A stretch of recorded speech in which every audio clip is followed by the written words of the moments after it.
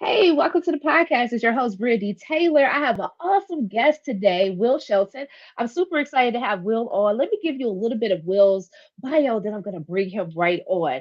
As the president and CEO of Willpower Integrated Marketing, Wil Shelton has grown the company into a global marketing agency that leverages the unique culture of salons and barbershops to build a bridge between today's brand and hard to reach multicultural customers.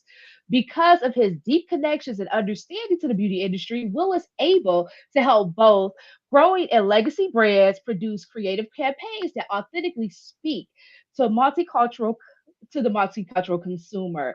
Some of his successful partnerships includes clients like AT&T, Amazon, Universal Pictures, ABC, Fox, Interscope Records, just to name a few. Here is Wil Shelton. Welcome, Will. Hey, how you doing? Thanks for having me. Hey. I'm super excited to have you on today. Welcome to the podcast. Oh, thank you. Glad to be here. You're welcome. So, Will, before we get into your business and all the phenomenal things you're doing, tell us something about yourself that most people would not know. Well, I'm a power lifter by night and a marketer by day. I love it. I love it. A power lifter by night and a marketer by day. I love it. Well, share your story. You were just telling me about your daughter. You gotta like share that here. Share your story. Yeah, cool. Yeah. Well, I've been training in the gym for over 40 consecutive years, 3 to 5 days a week since 1982.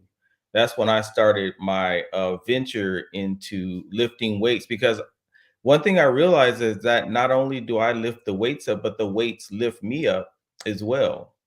And ever since high school, I competed a little in high school, but then, I started, in the hair industry. So I really didn't compete, but I still trained as if I competed because usually I really was just competing with myself and competing with perfection and competing with those principles. I realized that the principles of the dedication, the devotion, the discipline that it takes, I took those same principles and I transferred them over to the salon and the beauty industry and everything else I did. So I used it, to overcome adversity. I tell people all the time, the more you um that the more you live in discomfort, the more that you're going to grow. And especially everybody knows when you exercise and fitness, you're always straining and struggling and trying to push yourself to go further and further. So that's the discomfort level that we need to feel in other areas of our life too. Adversity introduces a person to themselves, and you usually become what you overcome. So fast forward to now, this is 40 years later. My daughter, my all my kids were athletes, and I took them to the gym around 12 years old. So I started teaching her the basics then, and then she went on and started lifting weights on her own. But I was telling you, Brandy, earlier that this past weekend was the first time ever that me and my daughter competed in the same event together, which was huge for us. And not only did we do that, but she set 9 California state records in one day. And I was able to set a state record for my category too. Actually, my daughter was able to deadlift 500 pounds.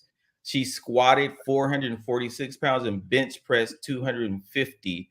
So she's ranked number 2 in the whole country. Going and both of us, and I'm also ranked number 2 in my category, the masters category, and both of us are headed to the national competition in Las Vegas in June. Wow. Wow. Congratulations to you and your daughter. I think that is phenomenal, especially as a woman to be able to lift that much. Wow. That's amazing. Oh, thank you so much. Yeah, so that's my hobby, and something, it's just something I've loved to do. And I love to really like not only lift the weights up, but lift people's spirits when you're lifting the weight. When you go to these competitions, there's a big crowd there, and we need that unity today. It's like a communal experience, and everybody gets uplifted when you lift the weights, when you get on the platform and perform. So that's a great aspect of it too. Yeah, yeah, I could definitely see that for sure. Well, thanks for sharing. I think that is just a phenomenal story, Will. Thanks so much for sharing that. Thank you. So, Will, tell us your beauty story. Like, how did you get into the beauty industry? Well, I always tell people the beauty industry got into me, really. I wasn't looking for it. I was actually just had gotten married and had just had my first child. And about a year into marriage, the job I was working at, they started having layoffs. So I was in college for a couple of little things, and but I really wanted to really own business one day, and wanted to do something that I would love doing for 20 or 30 years. So what happened was they had layoffs. I happened to go to the salon with my wife to get her hair done, and she was telling her stylist about what was going on in my job, and my her stylist said, "Have you ever thought about doing hair?" And I said, "No, I don't. I've never even thought about that before. It was just so foreign to me. I just would go with my wife or see people get their hair done, but not never like maybe like a barber, maybe, but not a cosmetologist." So she said, "You should think about it." And so, about 3 months later, me and my wife talked about it. I decided to go ahead and go to school for hair. And that's how it happened. I just literally jumped into it and I took it on as my life depended on it because the life that I want did depend on it. Now, that's interesting, Will, because first of all, you're at the salon with your wife. and understanding that you were going through a job shift, I would have looked at her like, what? Like, I should be what? But it must have been something there because 3 months later, you were still thinking about it and you enrolled. So, like, kind of take us through that. Like, did it come back up or did you see the possibilities? Did you do some research? Like, how did you decide to go to school after just that one suggestion? Well, what it was I think it was a series, a process of thinking about what I wanted to do. I knew she told me that men did very well. And I knew it was I could set my own hours, it's my own business, I could grow it, I could, have the independence that I wanted. So I looked at all those aspects of it. And I said, you know what, let me give it a shot because I mean, I don't you never know what's going to happen, but I knew one thing. I knew that one thing I did when I finally enrolled, I wrote down a goal. I wrote down that I wanted to become I always write down goals. So I said I want to become a giant in the hair industry. That's what I wrote down because I know everything that I've had a point of entry in, I just had to set these goals before I go in. That way you have a process or of going to the top and reaching your full potential. So I looked at all those aspects of it, like like I said, the autonomy, owning your own business, the control you have, and being able to like give back in a way behind the chair. You're behind a lot of things behind the chair. So I looked at that. I asked my wife, was she down? And she was like, I'm fine with it. So I'm sure she knew I'd be doing her hair for free anyway. So it was cool. So that was the process of entering into the beauty industry. Awesome. So after you completed school, did you go right into a salon? Did you work under somebody? What was that process like? Well, I did some research. I said, wait a minute, how do top stylists become top stylists? So I would look through a lot of hair magazines. I talked to the instructors there, and it was one conclusion that I came to when I looked at all these top stylists. They had trained under other top stylists. They went through an assistant program to really learn the craft. So I told myself when I near finishing the program that I'm gonna start looking for because I live in California and I said I want to not only go to the top, I want to be in the top market. So I went to Beverly Hills, California, where the top stylists out there because I kind of wanted to work in the entertainment industry. I thought about that. So I said, let me put myself geographically closer to that area as well. So after the research, I reached out to like it was like 2 or 3 black salons or black stylists in those areas. And I went down there and I asked them, did they have any room for assistance there? So it was a hot summer day. I think it was around 1994, and I went to a place called Elgin Charles Salon on the third floor of a high-rise building in Beverly Hills. So that's very day I went in there to ask about an assistant program. They said, "Oh, there's a lady named Debbie Pierce here, and her assistant just quit, so she needs somebody." So I talked to her, Brandy, and she said, "Can you start today?" So Wow, talk about divine timing, right? So I literally Wow. started, and Debbie Pierce, she actually was a top stylist at the time because she actually did hair on the set of Moesha and Family Matters during the week, and on the weekend she worked in the salon. So it was like just this perfect situation for me. And Elgin Charles, the owner of the shop, he had a big clientele. He did Diane Carroll's hair and a lot of the top like Natalie Cole, and you never knew who was going to walk in the shop. It was about 10 stylists. They had private suites in there as well, and everybody in there was doing top talent hair, and it was the perfect place for me to learn, to engage, just not only to learn how to do hair, but learn how customer service, to create an experience for your clients no matter what level of client you're doing. So that was my entry into leaving school and setting a goal and going into becoming an assistant. I love that story, Will, because it's very encouraging. And I think today, like people sleep on assisting and the power in that and learning from other people. So many times I see beauty professionals just want to come straight out of school and go right into a suite or a thing on their own thing. But I think that's great that you stepped out there, you set a goal and said, okay, I want to work with some of the top people, and you went to like one of the top salons and the door was instantly open, right? Most people would be afraid to do that.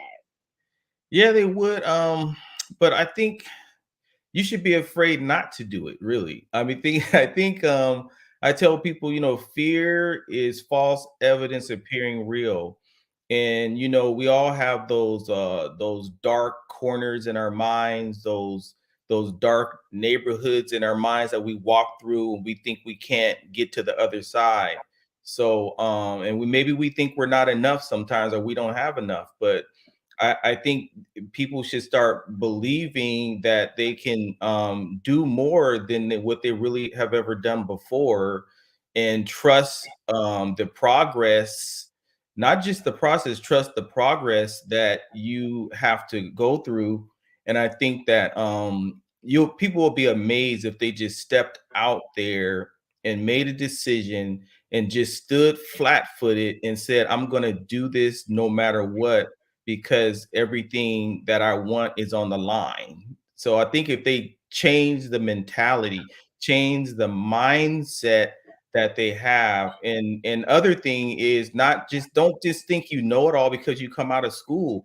School only kind of sets you up for the first phase. There's so much more. There's so many more variables, and there's a deep end of the pool that you need to get to, and you need assistance, and maybe you need to become an assistant to get to the other side of the deeper end of the pool in your craft and in your industry.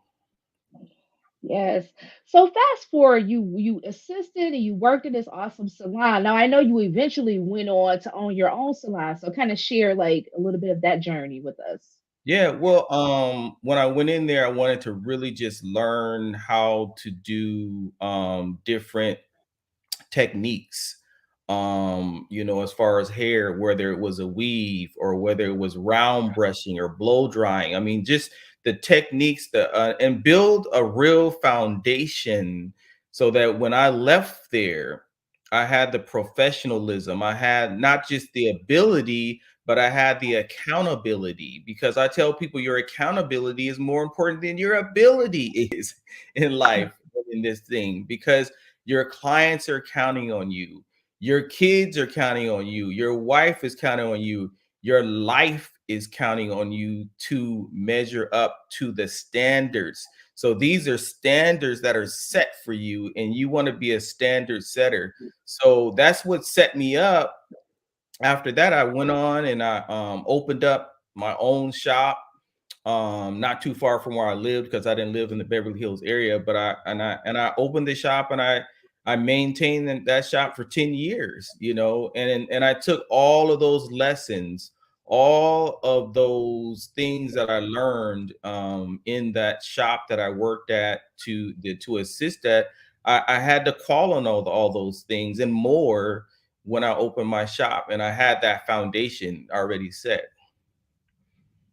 Awesome, awesome. So tell us, like, in your shop, I know you ended up, getting into this whole marketing and music thing.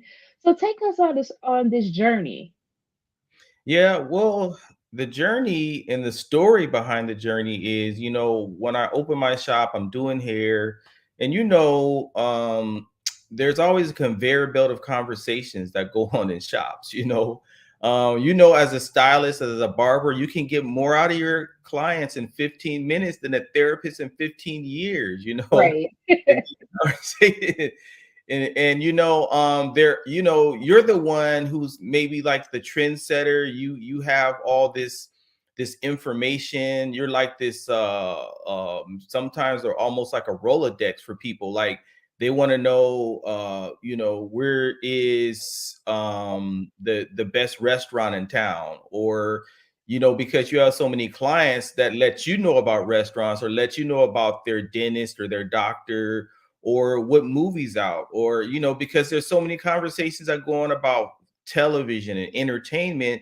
What I recognized was that clients would lean on me for like what movie to go see, and they would ask what album or record that was playing in the background. And when I told them the name of the artist, they told me they were going to go buy the album after they left the salon. So Brandy, I realized, I had an epiphany. I said, wait a minute, I'm helping the entertainment industry market their projects through the shop, and I feel like they need to know that this is a captive audience. Awesome. So, yeah, I would absolutely agree with that. But like, what was your thought process behind it? Like, okay, so how do I, step into this, and how do I let them know that this is a captive audience? And how did you go about that process?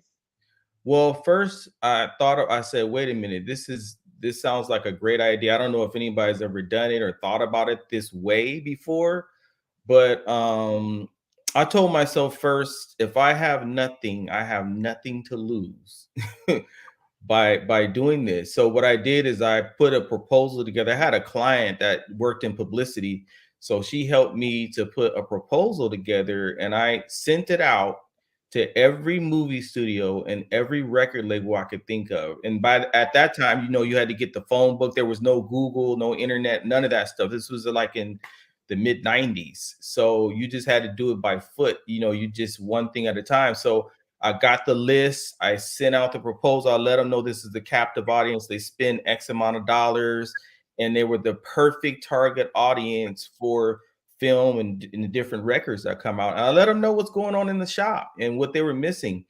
And guess what, Brandy? Within about 30 days, I started receiving free CDs from the record labels and advanced screening passes from the movie studios. Awesome.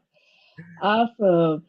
So when you started receiving these screening passes and CDs, like, did you have a strategy? Like, how did you tell, like, your clients about it, the salon about it? What was the process there? Well, Brandy, I was just happy to get free swag first. Right, right. You was happy for the I free was stuff. like, okay. That's I how said, it is in the okay. beginning, right? That's how it usually is in the beginning. It's like, Yeah, I yeah, was like, wow, this is crazy. I got free stuff, and I would, play the latest music before it came out, because they would send me stuff, really before it came out. Right, the same things they would send to the radio station, they would send to me, because it was kind of like a mini radio station in there, because you're like, premiering this music to the your clients in there. So and then the movie passes, these were movies that were just coming out, so they would get an advanced screening of it. So I was just like charged up by that. But then I thought about it, I said, wait a minute, I let this go on for about a year. And when it set in, I said, you know what? There's thousands of black barbershops and salons nationwide. I just need to like build a team, to build a network, to really get access to all of these shops. And then I can go back to these same entertainment companies and say, hey, guess what? I can get you in shops in Houston and Dallas and Atlanta, all across the country. And that's when the business was born. That's when that we decided that it was going to be like a paid engagement, and that's when the revenue started. And I really became what I would call a marketing consultant for these brands. Awesome. So you started like affiliate marketing in the 90s, right? Yeah, exactly. On a whole, Right. yep. Right, right. So what was the process of getting funding like for this? Like, so before they were sending you CDs and tickets and things like that, but you saw this as a viable business. Of course, after a year, you're like, okay, they sending me free stuff. Maybe they'll send me some money. Right? Exactly. Yep. So what I did, well, this goes all this is kind of going back, but I remember the first movie that I got paid to actually execute an activation in the shops was a movie called Two Can Play That Game that was starring Morris Chestnut and Vivica Fox. And I had a meeting with the studio. I went up to Sony Pictures and I had a meeting with the vice president of marketing in his office. And he said, we want to hire you to do this. And I said, okay. So we did a certain number of shops. We got all of the posters and different swag to build the awareness about the film. And that was the first film I got paid for. They actually paid me, and I was just shocked that it was really happening. It felt so like it was surreal because I'm like, oh, okay, this is a real deal now. I mean, when I rolled up to Sony Pictures and they opened the gates for me to go in there, I was like, this is crazy. So from that point, I just kind of shifted my consciousness and my mind, and I started really kind of to put together the structure of how this was going to go going forward. And I knew the opportunity that I had. And I always tell people, the one thing that's why we miss these opportunities, because we miss what's missing. We literally miss what is actually missing, and that's the opportunity right there for a new business or something unique about your business. So that was key, and that's how I kind of like that started my business, and it's just gone on to be over 25 years now. Awesome. Like, did you have any pushback because, or just any like fear about doing this in the beginning? Because you're okay, so you're a salon owner, a hairstylist. You're behind the chair and you're doing this, and this is something that you stepped into, and now you see an opportunity with movies and music and marketing and that side, and this is a new territory for you, so I know it had to be a little bit different, it's like you said, pulling up to the studios and all of those things. So like, was it any like pushback? Did you feel like this was something like should I do this or should I not do this, or kind of like take us along your journey and how that felt at the Yeah, it was totally different from what I've ever done. And I didn't know much about, like, I knew that I had the gift and the innate ability to put together good marketing concepts just naturally. But I mean, I didn't know a lot of the terms. So I think I got a couple of books on marketing, you know, to read up on it. And I got a couple of books on the entertainment industry because I really didn't have any mentors. I didn't know anybody. It wasn't like I knew anybody. It wasn't like I had a network where I could call somebody and say, "Hey, how do I structure this or do this?" It just all had to unfold from just starting from scratch, man, and just climbing the scaffolding. So one thing I tell people is, never limit your point of entry in life. It's like you can do something that you've never done before. If you just try something you never tried before, you just have to believe it. Sometimes if you don't believe in yourself, you have to borrow the belief of someone else until your own belief kicks in. So I mentally and emotionally, I wasn't gonna limit my point of entry. You know, I know I didn't have a degree in marketing.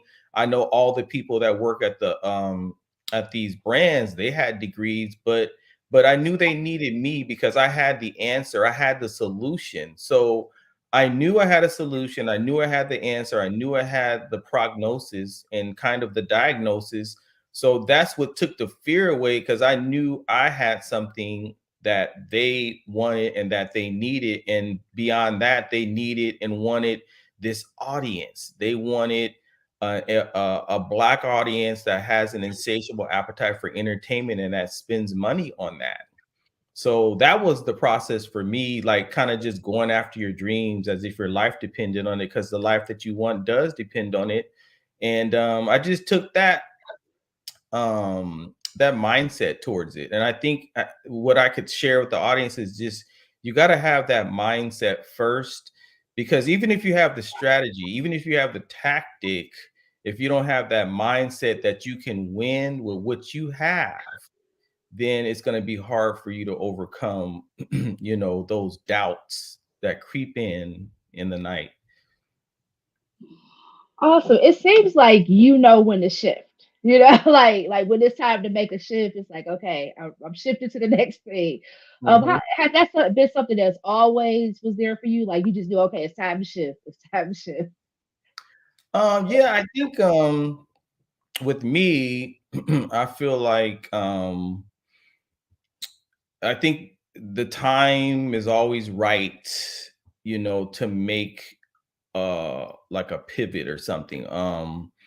I think if you look, I think one thing I can tell the audience is that if you look at the landscape of what's going on around you and you be a good observant and you become also a servant at the same time, you'll start to see where you can stand out. Like always was a person to tell people like stand out and don't fit in, develop a niche for yourself, become unique because unique is better than better.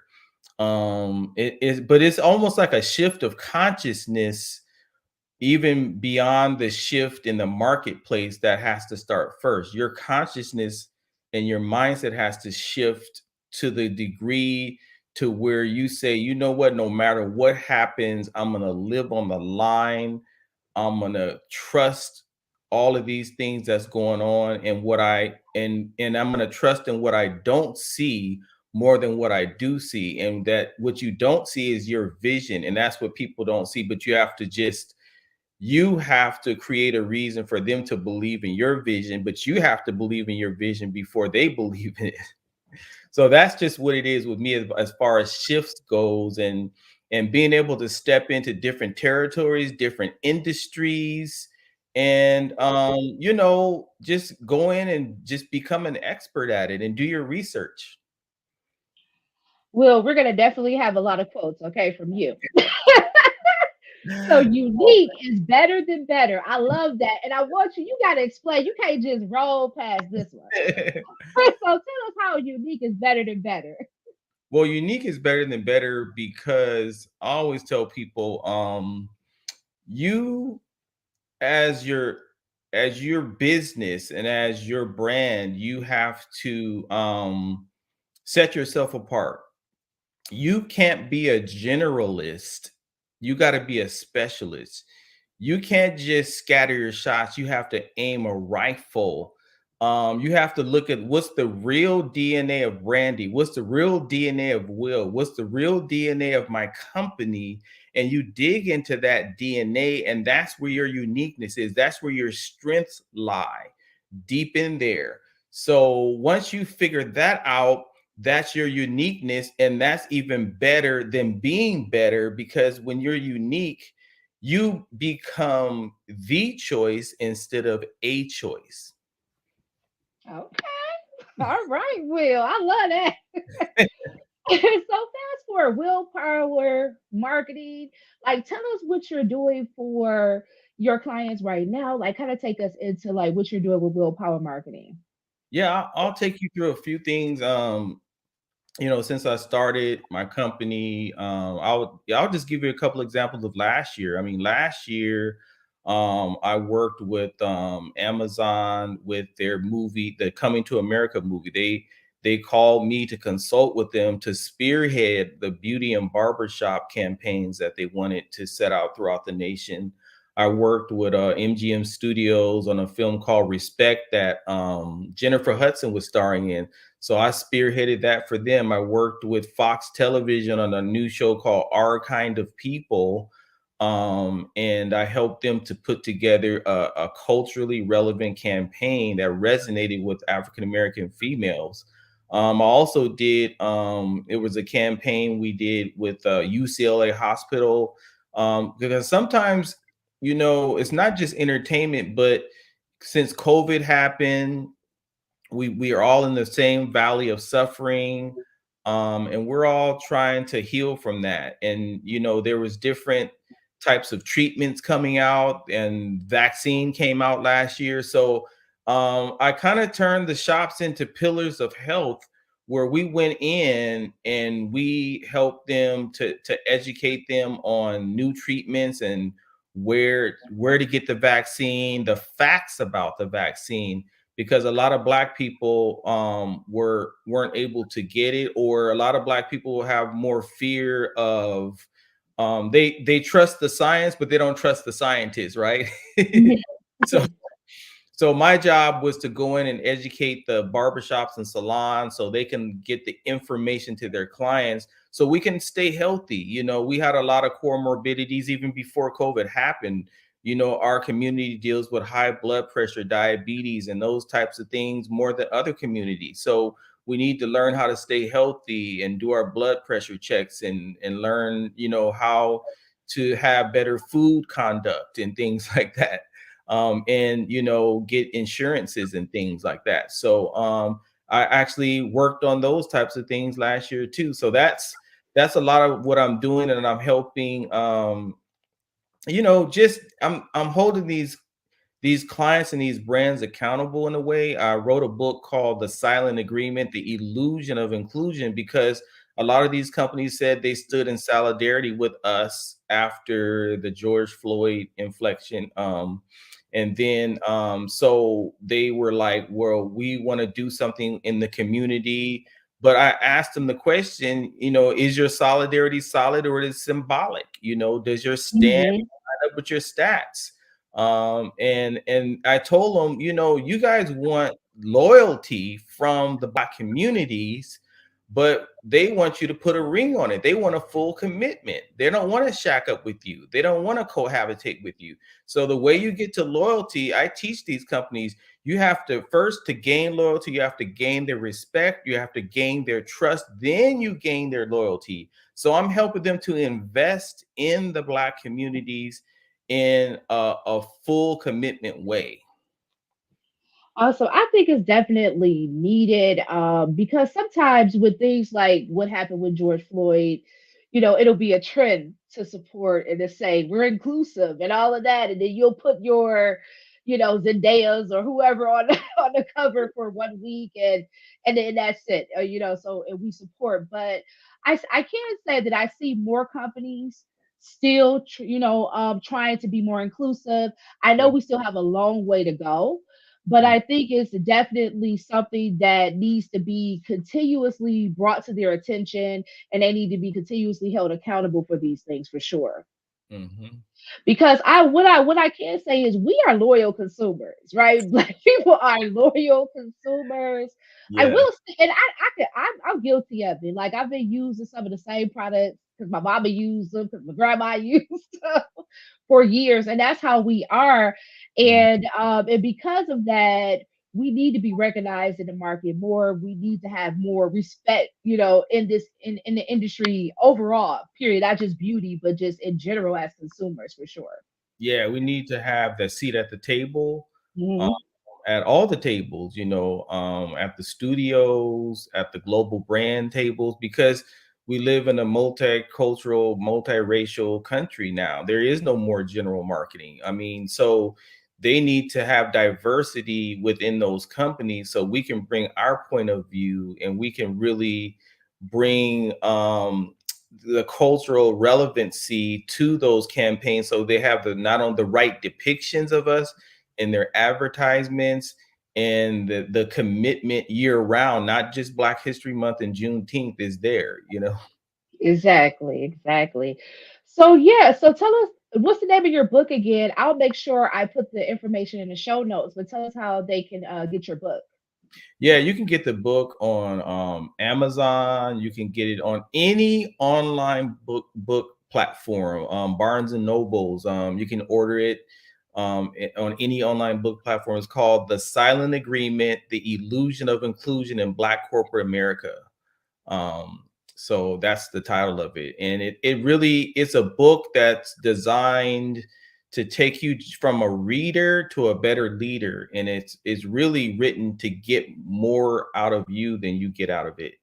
It's not only it's so relevant, but it's revealing at the same time.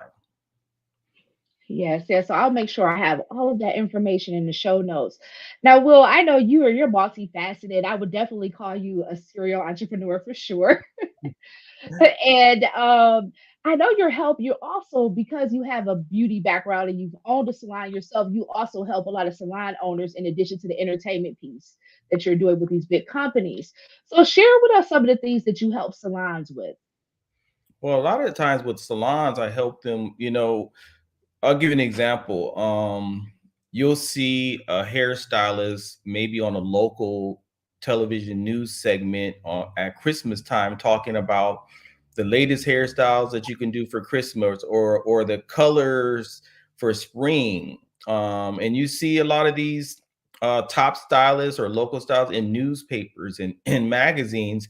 And stylists always want to know how did they get in there? How do I get into these media outlets? You know, um, it's cool to have social media, but I teach them also traditional media builds more credibility for you, and it makes you more of an authority, and it also increases your profits, and it also increases your visibility.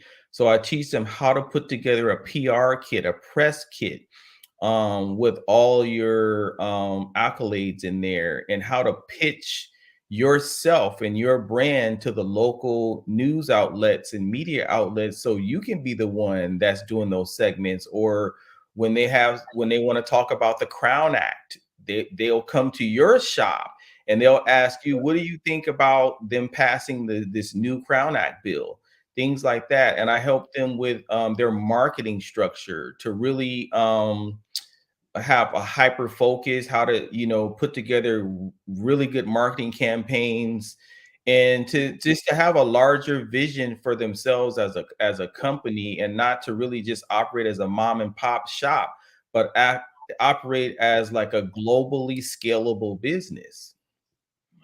I love that for sure. Now, Will, I've been featured on the news quite a few times over the years. And what I did, I was doing events. And so because I was doing events, I was interviewed once for the event, and then I built a relationship, and I actually became like a go-to expert for Mhm, makeup and skincare tips. And I was often on my local news channel, like maybe once a month. But mhm, I'll tell you one mistake I made at that particular time, Will, was I did not utilize that mm. to really brand myself as the authority in the industry. So what I mean is like I was on the news, I posted, it was good for a week, and then it was gone. You know what I mean? Like Yeah, I didn't repurpose the content. I yeah, didn't really put it on my website. yeah. I didn't do the media kit and stuff. And that's something that working with some of my clients now, I'm talking to them about like, okay, you've been on the news, but you can actually utilize this to let people know that you're the authority, and giving them some different ways to utilize the press that they receive in the media. Yeah, I, you know, I call that the PR for the PR. You know, that's what it is when you know, that news, because what it does is it helps them too. So you have a certain amount of followers on your LinkedIn page, on your social media pages. So you repost that interview, you repost segments of that interview, and you tag them in it. You tag the news station, you tag the newspaper or the magazine in it. And they love that because that helps their audience to grow as well. You know what I'm saying? So that's what I teach them how to do, and that's something that you neglected, but you didn't understand that part.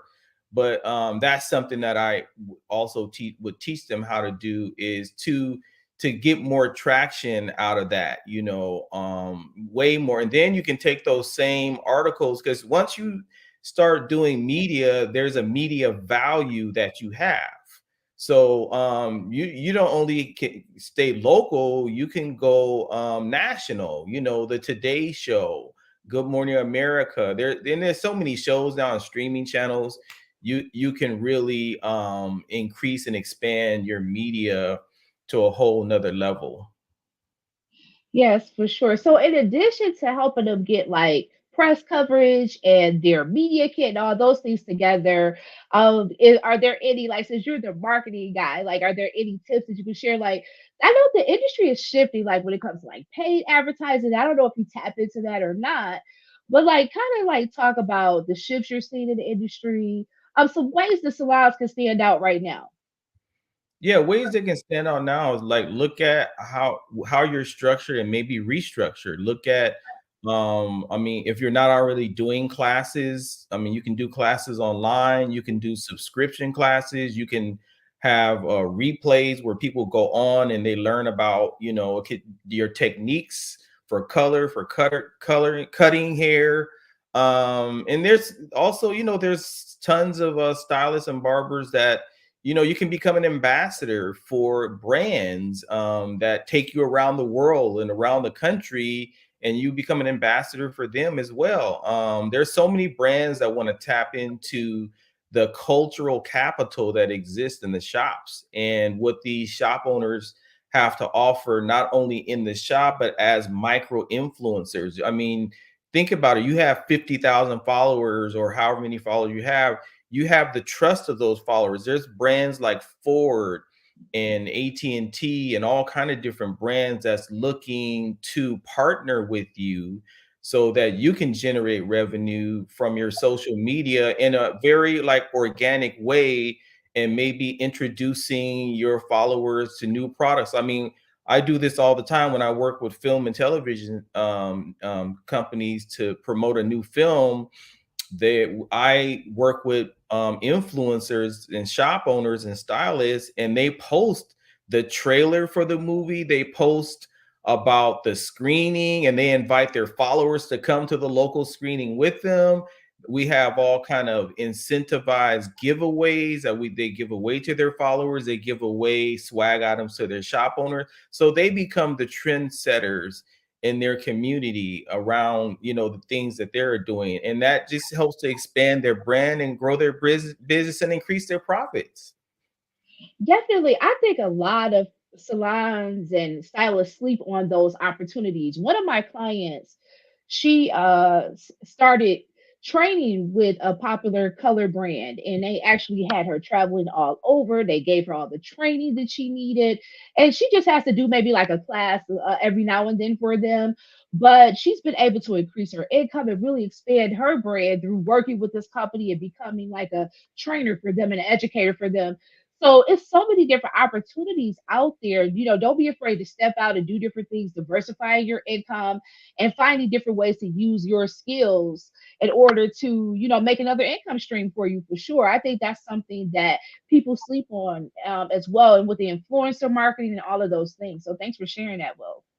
Oh yeah, sure. Yeah. It's a great time. It's it's so fragmented that, like I say, you can really stand out. Even if everybody else is doing the same thing, you have to figure out how do you stand out. Don't try to fit in with everybody else. Everybody's posting the same messages and the same things. So you just have to go in a different direction, in a direction that's maybe in alignment with your brand. And once you figure that out, but I think a lot of shop owners or stylists, they have what I call a brand identity crisis, where they don't really know who they are, or they need to sit down and consult with someone so they can really streamline their process and understand even more about posting, more about partnering. I think partnering is a huge way to really leverage what you're doing and to grow into other industries and other things that you want to get into. Yes, definitely. So, Will, thinking about other things that you want to get into, we got to talk about this. So, you have a candle line. Like I said, you're a serial entrepreneur. You're into many things, but I want tell us about your candle line, and how did you decide to come up with it and all of those things? Yeah, it was one of those things where it just it just came to me. I mean, I think I was, I think it's over the almost 30 years of experience I've had in the industry. And I think it just all came together. So it was kind of easy when that the imagination kind of took over. And I thought about, I write about this stuff too. I have another book coming out called The Black History of the Black Barbershop and Salon. And that's a deep dive from West Africa, where they brought us here over slave ships, all the way through every era of hair, the 1960s and 70s, which I call the revolution of hair. Then you had the evolution of hair, and how different things have taken place, and how this discrimination against our hair has been weaponized against us. But anyway, I write about this stuff. So, always call the shops, the salons, they're a sacred space for Black people. It's where we go, to just relax and recharge and recover. And your appointment with your hairstylist or barber is always like a session. So the name Sacred Sessions popped in my head. And I was like, wow, there's never been a candle line specifically made for the Black hair industry. This is like the Black hair experience through scented candles. So I came up with names of fragrances for the candles. One name is called Detangle. As you one name is called Touch Up, because you go to get retouches all the time. There's Right. another name called Recharge, because you go to the salon to reconnect and recharge. And all these fragrances are like soy based, they're clean burning, and the scent really carries throughout the room. And it's a unique candle. And I know a lot of salons and spas, they use candles all the time in their shops. I heard 7 out of 10 households purchase candles. Yes, I'm one of them. Soon as the candle sale hits, is I'm on it. So I definitely love candles, and I think that's phenomenal. And you forgot silk press because I was Okay, yeah, that was still but correct. Yes, that's a good one too. Yep, silk yep. press, yeah. But I love the names of the candles, and I think it's a great concept. And I could definitely see salon owners using it. I would love to smell them. I gotta get one for sure. But I can see salon owners, using a candle that it could be a conversation piece, Yeah, right? Like with the name, like what candle that girl? That's silk press. yeah. Girl, that's recharge, So I love it. Thank you so much. Yeah. Awesome. So I have the website going across the screen now if you're watching, but if you're listening on the podcast, all of the information that we'll share his books and how to reach him will definitely be in the show notes. So, Will, what are you excited about right now? Like we're in a new season, it's spring. Well, I know it's warm all the time where you are at. So but it's like spring to me is just like I don't know, it's a new season because here we get real winter, so we're coming into a new season, and this is oftentimes a new season for businesses, and especially I find the beauty industry is coming out of a slower season after the holidays and kind of ramping back up into a busy season. So, what are you excited about right now? Well, I'm excited about helping people to become what they overcome. I'm excited for people to be hopeful again. I know a lot, we were in this kind of induced coma for the last couple of years with COVID. But I want people to know that they can get excited because their comeback can be stronger and more powerful than their setback was.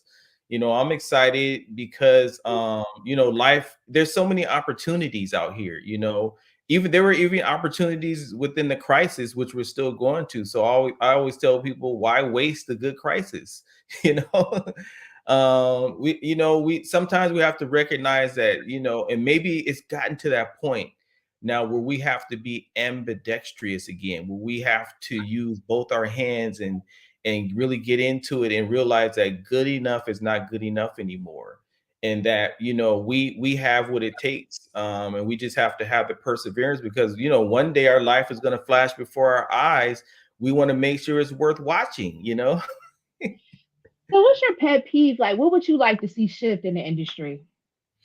I think what I'd like to see shift is business owners, salon owners recognize the power that they have, and to maybe look at, getting some consulting, maybe being assistants after they get out of school so they can build a stronger foundation in business and in customer experiences. I think that the industry just needs to get back to some of the basics, and go back to that foundation. Maybe look at working at a shop, maybe not just doing booth rent, but commission, because a lot of those shops can really help you go to the next level. I've seen shops even last year where they worked at a commission shop and they still made $100,000 on commission. So those things are worth it. I think people just the one thing is, don't limit yourself. Don't limit your possibilities. Just take action. You can do all the planning, all the strategizing, and it's not going to go anywhere until it's accompanied by serious effort at doing the work. Right, right. I often say, okay, you read the book, you got the t-shirt, you did all the things, but now you got to do something, right? You got to take action. Right, Exactly. right. Well, it has been phenomenal having you on the podcast today. I have a final question for you. What would you say now? You definitely are a serial entrepreneur. You've done many things and made many shifts, but what has been the biggest lesson that you've learned on your entrepreneurial journey thus far?